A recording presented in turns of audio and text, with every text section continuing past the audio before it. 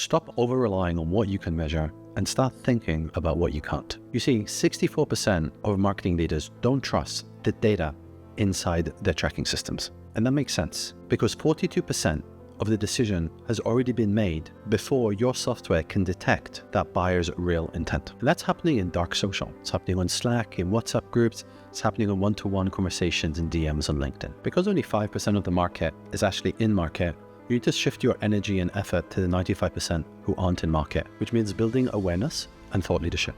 So produce content that reaches your ideal customer profile and your ideal buyer persona before they are ready to shop for your specific solution. Because it's that content that's going to generate conversation that you're never going to be able to track. And your tracking is even less effective because the average buying committee is made up of 5.4 buyers. So the attribution software isn't doing a really great job with identifying all the individuals in that buying committee and how they're tracked in your measurement software. And even though this sounds silly, the issue with attribution software is there's attribution software and there's attribution software. So if you're using Google Analytics, it has a limit of, we say, 30 days to 6 months on its cookie life.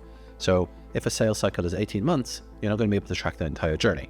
But then there's attribution software. There's dedicated platforms that are focused on B2B marketing attribution, such as Hockey Stack or Dream Data.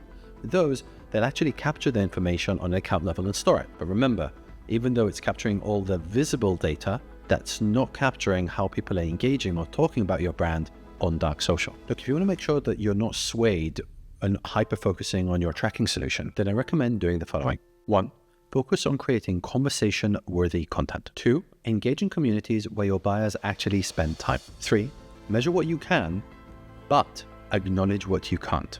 And lastly, prioritize long-term brand building over short-term metrics, especially stuff like leads and marketing qualified leads.